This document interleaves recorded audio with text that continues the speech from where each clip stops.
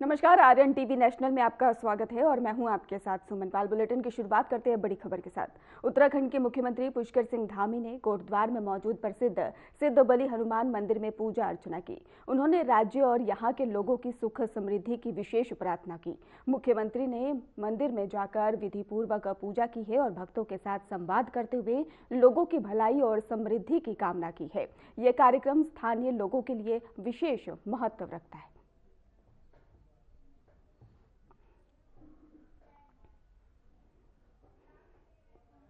केंद्रीय बजट 2026 पर उत्तराखंड के मुख्यमंत्री पुष्कर सिंह धामी ने कहा, केंद्र की कोई भी योजना होती है तो उसमें हमारे राज्य को शामिल किया जाता है। पीएम मोदी और भारत सरकार हमेशा हमारा ध्यान रखती है। हमें लगातार भारत सरकार ने यहाँ पर दिया और इसके साथ ही बजट से हमें हमेशा उम्मीद से बढ़कर ही मिलता है और इस बार भी हमें उम्मीद से बढ़कर मिलेगा। बजट को लेकर उन्होंने अपनी प्रतिक्रिया दी।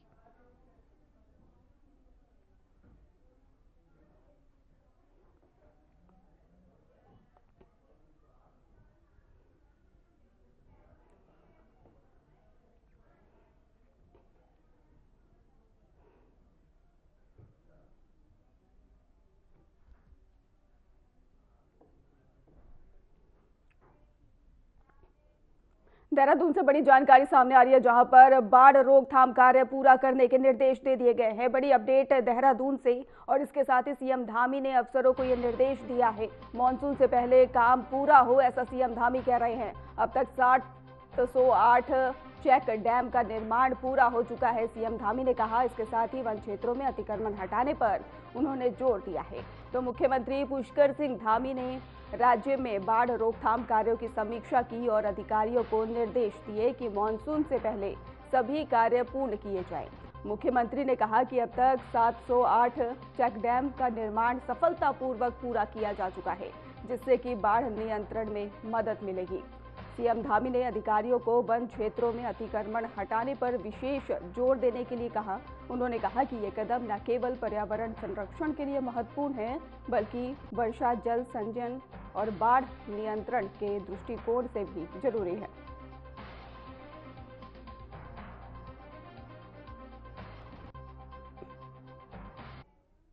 मुख्यमंत्री पुष्कर सिंह धामी ने देहरादून में मौजूद अपने आवास पर पूर्व राज्यपाल बीएस कोश्यारी से शिष्टाचार भेंट की है और वहीं पर उनके उज्जवल भविष्य की शुभकामनाएं दी। सीएम धामी ने कहा कि बीएस कोश्यारी का यह सम्मान उनके जनसेवा राष्ट्र निष्ठा का परिणाम है। उन्होंने कहा कि पद्म भूषण से उत्तराखंड और पूरे देश को ही गौरव मिला है। मुख्यमंत्री ने यह भी कहा कि कोश्यारी का योगदान सभी नागरिकों के लिए प्रेरणा स्रोत है और उनके अनुभव से प्रदेश के विकास में मार्गदर्शन मिलेगा। और इस अवसर पर दोनों पक्षों ने कई राजनीतिक और सामाजिक मुद्दों पर विचार विमर्श किया है। मुख्यमंत्री ने बीएस कोश्यारी के स्वास्थ्य और दीर्घायु की कामना भी की है।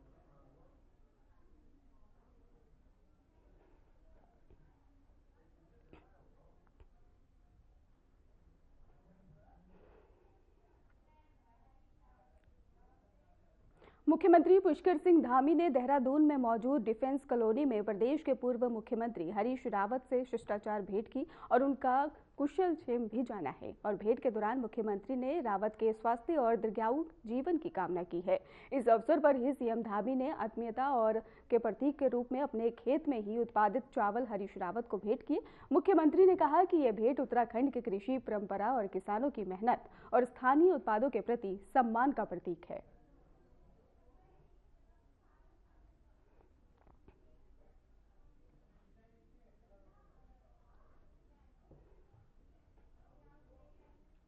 रुड़की के मंगलोर कोतवाली में संत शिरोमणि गुरु रविदास जयंती को लेकर एक महत्वपूर्ण बैठक आयोजित की गई। बैठक में क्षेत्र के ग्राम प्रधान, रविदास कमेटियों के पदाधिकारी और इसके साथ ही स्थानीय लोग शामिल हुए। पुलिस प्रशासन ने बताया कि रविदास और जयंती को लेकर सुरक्षा को पुख्ता इंतजाम किए गए हैं और इसके साथ ही पुलिस पूरी तरह से अलर्ट मोड में है। बैठक के दौरान ही पुलिस ने निर्देश दिए कि जयंती शांतिपूर्ण तरीके से मनाई जाए और किसी भी प्रकार का यहां पर भेदभाव न किया जाए। और पुलिस ने रविदास कमेटियों से शोभा यात्रा के दौरान सहयोग करने की अपील की है, ताकि कार्यक्रम को सुरक्षित और व्यवस्थित ढंग से संपन्न कराया जा सके।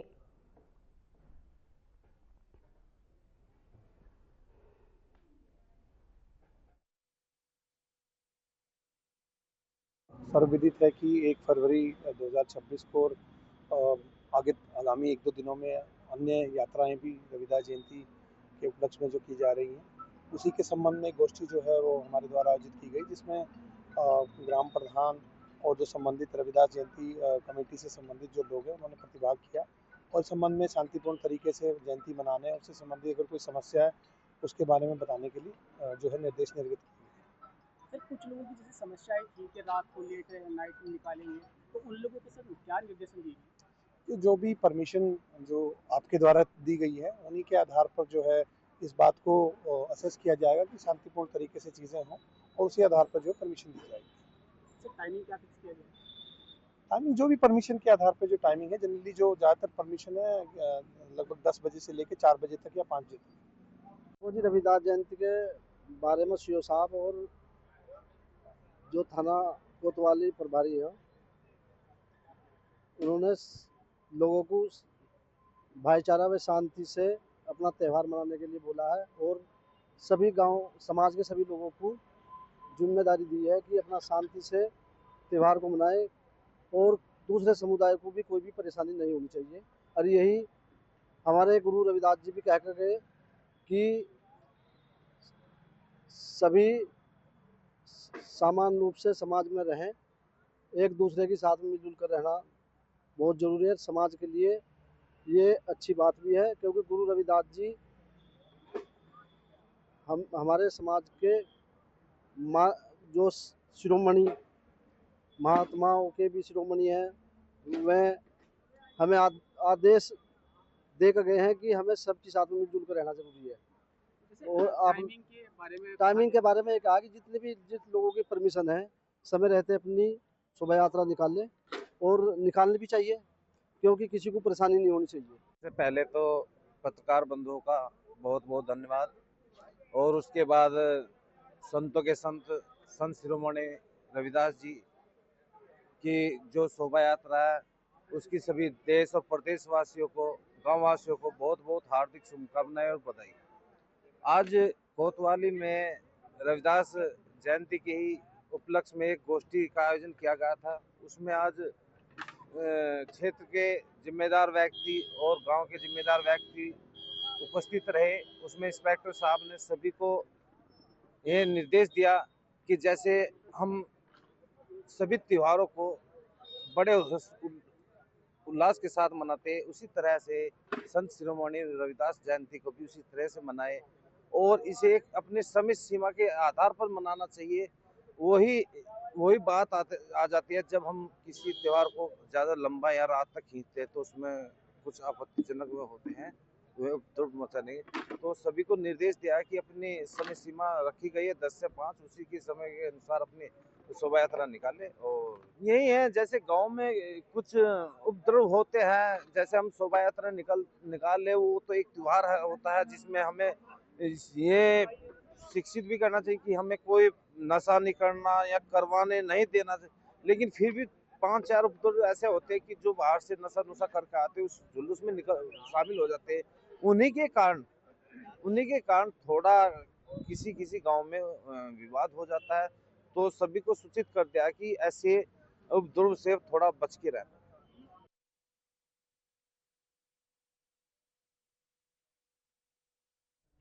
देहरादून के रेस कोर्स क्षेत्र में मौजूद चंदन नगर में एक दर्दनाक हादसा सामने आया है, जहां पर एक मासूम बच्चा अचानक से गिरे पत्थर की चपेट में आकर गंभीर रूप से घायल हो गया और घटना के बाद ही इलाके में अफरा तफरी मच गई। स्थानीय लोग तुरंत ही बच्चे को उपचार के लिए अस्पताल लेकर पहुंचे। वहीं पर लोगों के अनुसार बताया गया कि हादसा उस समय हुआ जब बच्चा घर के बाहर खेल रहा था। अचानक ऊपर से पत्थर गिरने की वजह से वो घायल हो गया और घटना की सूचना मिलते ही पुलिस मौके पर पहुंची और जांच में जुट गई।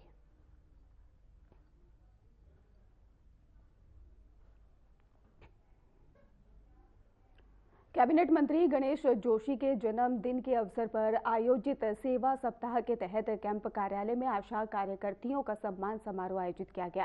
कार्यक्रम में कैबिनेट मंत्री गणेश जोशी ने प्रतिभाग कर आशा कार्यकर्तियों को सम्मानित किया, उनका उत्साहवर्धन किया और समारोह को संबोधित करते हुए मंत्री गणेश जोशी ने कहा कि आशा कार्यकर्ता समाज की वास्तविक ताकत है, जो कि गाँव-गाँव और घर-घर जाकर निस्वार्थ भाव से जनसेवा करती हैं।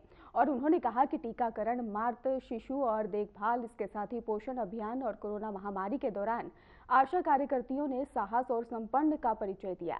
मंत्री ने कहा कि पर्वतीय राज्य उत्तराखंड में आशा कार्यकर्तियों की भूमिका अत्यंत महत्वपूर्ण है और सरकार उनके हित, सुविधाओं और सशक्तिकरण के लिए पूरी तरह से प्रतिबद्ध है।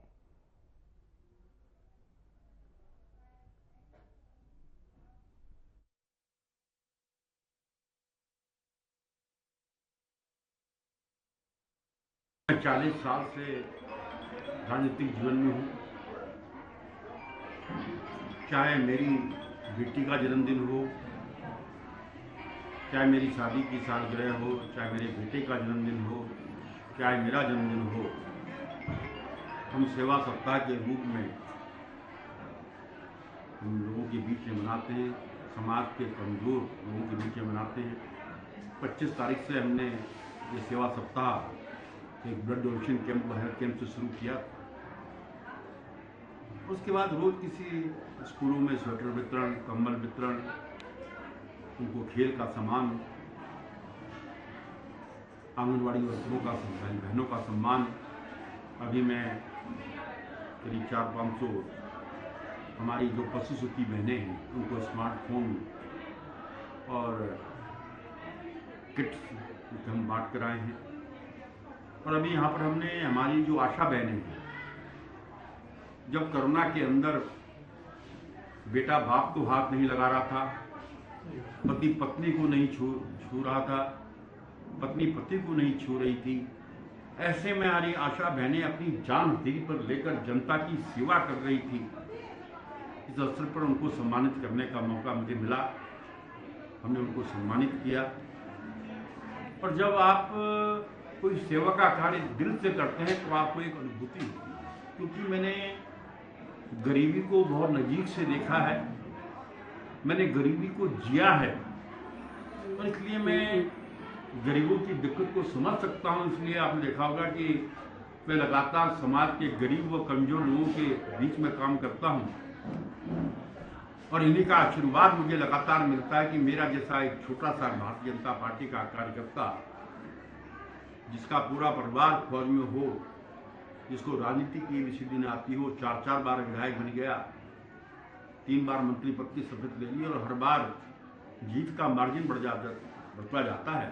ये सब मेरी माताओं बहनों का आशीर्वाद हमारे साथ है। इस अवसर पर मैं उनका आभार करता हूँ कि उन्होंने मेरे आतिथ्य को स्वीकारा और एक तुच्छ सी भेंट जो हमने उन बहनों को इस अवसर पर सम्मान के रूप में दी, उसको स्वीकारा। कोटद्वार में आज 2 दिवसीय बर्ड फेस्टिवल का शुभारंभ मुख्यमंत्री पुष्कर सिंह धामी ने किया।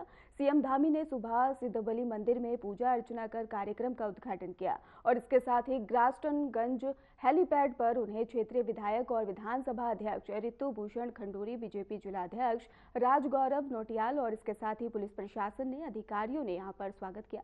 और उद्घाटन के बाद ही सीएम धामी लगभग 5 किलोमीटर दूर स्नेह में बर्ड फेस्टिवल स्थल पर पहुंचे और कार्यक्रम में देश भर से पक्षी प्रेमी और बर्ड वॉचिंग शौकीन वहां पर शामिल हुए हैं। और इसके साथ ही आपको बता दें, वन विभाग और जिला प्रशासन द्वारा आयोजित इस फेस्टिवल का उद्देश्य पक्षियों के संरक्षण के प्रति जागरूकता फैलाना और पर्यटकों को नैसर्गिक सौंदर्य अनुभव भी कराना है। और इसी दौरान सीएम धामी क्या कुछ कह रहे हैं, चलिए सुनवाते हैं।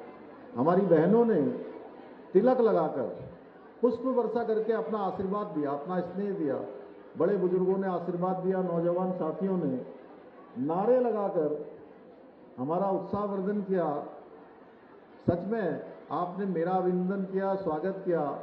मैं भी दोनों हाथ जोड़कर सिद्धबली बाबा को प्रणाम करते हुए आप सबका अभिनंदन करता हूं, आप सबका स्वागत करता हूं।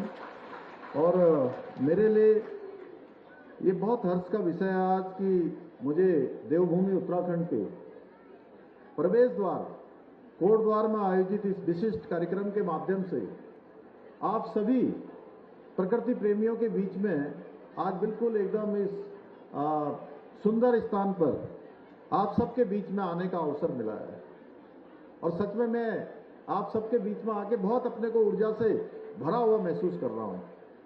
प्रकृति की भी ऊर्जा मिल रही है और आप सबकी भी ऊर्जा यहाँ मिल रही है। और मुझे बताया गया है कि इस 2 दिवसीय वर्ल्ड वॉचिंग फेस्टिवल के दौरान पक्षी पहचान एवं संरक्षण के लिए विभिन्न गतिविधियों का यहाँ पर आयोजन किया जाएगा और बहुत सुंदर सुंदर यहाँ पर प्रदर्शनी लगाई गई है। अनेक हमारे अधिकारियों ने, प्रकृति प्रेमियों ने, विशेषज्ञों ने और वन प्रेमियों ने जो फोटो शूट किए हैं वो सच में बहुत अद्भुत हैं। साथ ही युवाओं को जागरूक करने के लिए वर्ल्ड क्विज और वर्ल्ड फोटोग्राफी जैसी प्रतियोगिताएं भी इस फेस्टिवल के माध्यम से आयोजित की जाएंगी।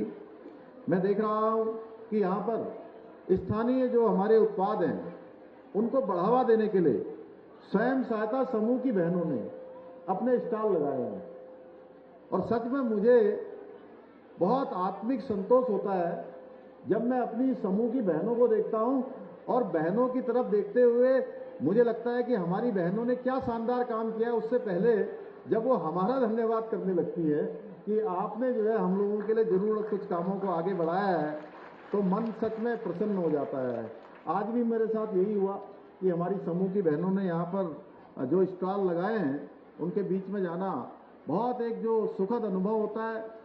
पूरे राज्य के अंदर मैं जाता हूँ और मैं देखता हूँ कि हमारी जो बहनें हैं, हमारी जो मातृशक्ति है, सच में मैं अनेकों बार इस बात को कह चुका हूँ कि हमारे प्रधानमंत्री जी ने जो बाबा केदार के धाम में कहा था कि 21वीं सदी का तीसरा दशक उत्तराखंड का दशक होगा, उसको बनाने की, उसकी क्रांति के अग्रदूत कोई बनेगा तो हमारी मातृशक्ति मेरी बहनें बनेंगी, क्योंकि उनके द्वारा जो आज एक से एक शानदार जो उत्पाद बनाए जा रहे हैं, इतने शानदार हैं, इतने अच्छे हैं, बहुत कम संसाधन और मैं जानता हूं कितनी कठिन परिस्थितियां, चुनौतियां उनके जीवन में हैं, लेकिन उनकी प्रसन्नता, उनका कौशल, उनका मिशन बिल्कुल रुकता नहीं है, थकता नहीं है, हारता नहीं है, लगातार आगे बढ़ता जाता है। और साथ ही यह भी मैं देखता हूं कि उनके द्वारा जो उत्पाद बनाए जाते हैं वो इतने अच्छे हैं कि आज बहुत सारी बहुराष्ट्रीय कंपनियां, जिनको मल्टीनेशनल कंपनियां कहा जाता है, उन मल्टीनेशनल कंपनियों से भी अच्छा उत्पाद हमारी बहनों के समूह बना रहे हैं, हमारी बहनें बना रही हैं और उनकी मांग दिनों दिन बढ़ती जा रही है। मुझे प्रसन्नता है कि इस वर्ल्ड वॉचिंग फेस्टिवल के लिए आज 12 नेचर ट्रेल्स विकसित की गई हैं, जिसके माध्यम से नेचर लवर्स को हमारी समृद्ध जैव विविधता, पक्षियों की विभिन्न जो प्रजातियां हैं, बहुत सारी लुप्त होती जा रही हैं। हमारे एक बहुत पुराने मित्र हैं जिनको मैं 25 सालों से भी अधिक सालों से जानता हूं। जब मैं भारतीय जनता पार्टी युवा मोर्चा के प्रदेश अध्यक्ष के नाते जब मेरे पास जिम्मेदारी थी, मैं काम करता था, राजीव पुरसोला यहाँ पर थे, अभी फोटो खींच रहे थे, तब मैं उनसे पूछ रहा था कि अब मैं बहुत सारी चीजों में देख रहा हूं कि धीरे धीरे कुछ प्रजातियां हमारी विलुप्त होती जा रही हैं, तो इन विलुप्त होती हुई प्रजातियों को भी हमको बचाना है, उनका भी संवर्धन करना है, उनका भी संरक्षण करना है। उस दिशा में भी ये वर्ल्ड फेस्टिवल बहुत महत्वपूर्ण साबित होने वाला है। ये बैठे हैं राजीव पुरसोला जी, इनका बेटा भी कहीं आया था, कहाँ गया वो? अच्छा, गेस्ट थे। मुझे पूरा विश्वास है कि ये बर्ड फेस्टिवल कोटद्वार क्षेत्र की जो हमारी बहुत समृद्ध जैव विविधता है, यहाँ की जो विशिष्टताएं हैं, जो यहाँ के अनेक हमारे स्थान हैं, जो ऐतिहासिक महत्व के धरोहर है हमारी, उन सभी को एक व्यापक पहचान दिलाने में बहुत सफल रहेगा और इस क्षेत्र को ग्लोबल वर्ल्ड वॉचिंग डेस्टिनेशन के रूप में स्थापित करने में बहुत महत्वपूर्ण भूमिका निभाएगा। भाइयों बहनों, आज हमने जहां वर्ल्ड फेस्टिवल में प्रतिभाग किया, वहीं हमने आज पूरे पौड़ी गढ़वाल जनपद के अंतर्गत 330 करोड़ रुपए से भी अधिक की 62 विकास परियोजनाओं का आज हमने यहाँ पर लोकार्पण और शिलान्यास भी किया है। और ये सभी परियोजनाएं क्षेत्र की जो आधारभूत सुविधाएं हैं, उन सुविधाओं को सशक्त बनाने में, नागरिकों के जीवन में, हमारे सीमांत क्षेत्र, हमारे गांव के क्षेत्र, अनेक ऐसे क्षेत्र जहां पर विकास की आवश्यकता है, उन सभी को आगे बढ़ाने में, सशक्त बनाने में बहुत सहायक सिद्ध होंगी। भाइयों बहनों, हमारा राज्य जैव विविधता और वन संपदा की दृष्टि से देश के सबसे समृद्ध राज्यों में से एक है, जहां हमको प्रकृति का आशीर्वाद है, भगवान की कृपा है। वहीं हमारा राज्य आज 71% से अधिक जो हमारा भूभाग है वो हमारा वनों से आच्छादित है। यानी कि हम पूरे अपने राज्य के साथ साथ पूरे देश के लिए भी पर्यावरण के संरक्षण में भी बहुत बड़ी भूमिका अगर कोई राज्य देश के अंदर निभाता है तो राज्य हमारा देवभूमि उत्तराखंड है, जहां पर्यावरण को सुरक्षित करने का भी काम होता है, उसके संवर्धन का भी काम होता है। हमारे राज्य के अनुकूल मौसम और भौगोलिक परिस्थितियों के कारण प्रत्येक वर्ष हमारे यहाँ जलाशय, झीलों में साइबेरिया सहित विभिन्न देशों से लाखों प्रवासी परिंदे आते हैं। आप तो जानते होंगे साइबेरिया से जो हमारी चिड़ियां आती हैं और फिर वो एक मौसम के बाद वापस भी जाती हैं, आती हैं, जाती हैं, हर वर्ष ये क्रम चलता है। और कोटद्वार और आसपास के क्षेत्रों में तो भारत में पाई जाने वाली लगभग 1300 से भी अधिक पक्षी प्रजातियों में से 400 से अधिक दुर्लभ एवं सुंदर पक्षी प्रजातियां पाई जाती हैं। आप लोगों को सुरकाप पंछी के बारे में पता है क्या किसी को? बच्चों, सुरकाप का नाम सुना है? सुरकाप सुना है कि नहीं सुना किसी ने? सुरकाप बोलते हैं ना। मैं बचपन में एक मुहावरा सुनता था दीदी, आपने तो ज्यादा पढ़ा भी है, पढ़ाया भी है। तो सुरकाप भी बोलते थे, सुरकाप के पंख लगे हैं क्या किसी को? तेरे अंदर कोई सुरकाप के पर लगे हैं क्या? ऐसा बोलते थे ना पहले। अरे आप लोग क्या मेरी बात समझ नहीं पा रहे क्या? बोलते नहीं थे क्या किसी के सुरकाप के पर लगे हैं क्या? बोलते थे ना। तो मैं बचपन से सोचता था ये सुरकाप पक्षी क्या होता है, ये क्या होता होगा, क्यों बोलते हैं इसको सुरकाप? जब मैं बड़ा हुआ तो बड़े होने पर थोड़ी समझ आई, तब पता लगा कि सुरकाप एक सुनहरे परों वाला पंछी होता है जो हर वर्ष शीतकाल में यानी कि सर्दियों के मौसम में हमारे यहाँ आता है। शायद मैं भी कभी सुरकाप पक्षी को देख सकूं, अभी तक देखा नहीं है मैंने। मैं सोच रहा हूं कि कभी मैं भी देख सकूं। भाइयों बहनों, पक्षी हमारे पर्यावरण संतुलन को बनाए रखने में बहुत महत्वपूर्ण भूमिका निभाते हैं। वे न केवल प्रकृति की सुंदरता को बढ़ाते हैं बल्कि बीज प्रसार, कीट नियंत्रण और पारिस्थितिकी तंत्र के संतुलन को बनाए रखने में भी अपना बहुत योगदान देते हैं। एक इकोसिस्टम बनाने में बहुत बड़ा योगदान होता है। इसी को ध्यान में रखते हुए हमारी सरकार ने आदरणीय प्रधानमंत्री श्री नरेंद्र मोदी जी के मार्गदर्शन में वनों के प्राकृतिक स्वरूप को बनाए रखने, पक्षियों एवं वन्य जीवों के उनकी सुरक्षा के लिए हम निरंतर कार्य कर रहे हैं। आज हमारे सामूहिक प्रयासों के परिणाम स्वरूप राज्य में वन्य जीवों और पक्षियों की सुरक्षा सुनिश्चित की जा रही है, बल्कि उनकी संख्या में निरंतर वृद्धि हो रही है। हमारे वन विभाग को GPS tracking, drone surveillance, dog squads और जीपीएस जैसे आधुनिक उपकरण और सुविधाओं से आज युक्त किया गया है, जिससे वन्य जीवों की निगरानी और बेहतर ढंग से और उनकी सुरक्षा भी हो सके।